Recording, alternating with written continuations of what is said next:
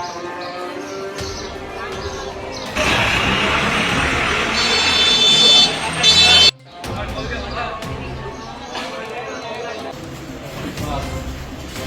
চলো আস্তে আস্তে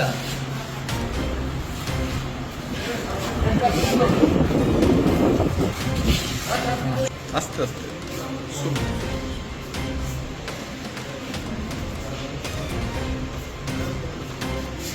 মাথা সোজা কর।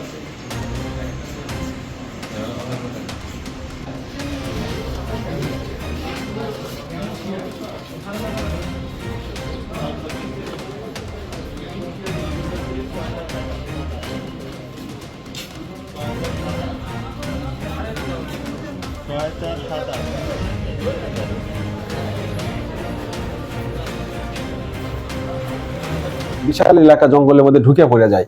তো এটার ক্ষেত্রে আমাদের বিশেষ সিএনবি নামে সারা দিন এবং সারা রাত 24 ঘন্টা মনকে সচেতন হতে হবে। এবং আরো আমাদের টহল এই জানেন যে আসন্ন ঈদুল আজহা উপলক্ষে আমাদের সাভার থানা এলাকায় বিশেষ অভিযান চলছে। এই অভিযানে বিশেষ করে যারা যাতে মানে নির্বিঘ্নে যাত্রীরা যাতায়াত করতে পারে এবং হলো পশুর হাটে যাতে কোনো রকম চাঁদাবাজি না হয়, পকেট মার থেকে শুরু করে চুরি ছিনতাই রাহাজানি কোনো কিছু না ঘটতে পারে। আর আশুলিয়া থানার একটা চৌকস দল নিরলসভাবে কাজ করে যাচ্ছে। তার প্রেক্ষিতে গত 24 ঘন্টায় 16 জন আসামিকে গ্রেপ্তার করতে সক্ষম হয়েছে।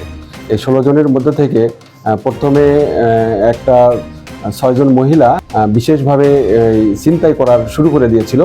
তো একজন মহিলার কাছ থেকে একটা চেন ছিনতাই করার অবস্থায় তাকে আমরা হাতে নাতে গ্রেপ্তার করি 6 জনকেই, এবং গ্রেপ্তার করে নিয়ে এসে তাদের বিরুদ্ধে আমরা ছিনতাই মামলা দিই। ব্যাংক টাউনে একটা বিশেষ অভিযান চলছিল, যে আপনারা জানেন যে বাসে যাতে চুরি ছিনতাই জনকে গ্রেপ্তার করতে সক্ষম হয় যারা পকেটমার করছিল। তো এটা আমাদের এই 5 জনকে ধরে তাদের কাছ থেকে 12টি মোবাইল উদ্ধার করা হয়। উদ্ধার সহ একজন আসামি গ্রেপ্তার করা হয়েছে। এবার একটা ঘটনা ঘটে গেছে গত 15 তারিখে সাভার নিউ মার্কেটের সামনে একটা বাস রাত 11টার সময় ওখানে পার্কিং করে রেখেছিল। এরপরে পরের দিন সকালে বাসের ড্রাইভার এসে দেখে যে সেই বাসটা ওখানে নাই। তো যখন এটা দেখে যে এরকম নাই, তখন আমাদের সাভার থানায় একটা অভিযোগ দায়ের করে, এবং অভিযোগের প্রেক্ষিতে বিভিন্ন জায়গায় অভিযান চালানো হয়। অভিযান চালিয়ে আজকের থেকে বাসের খন্ড খন্ড অংশ বিরোধী 3 জন আসামিকে গ্রেপ্তার করতে সক্ষম হয়েছে।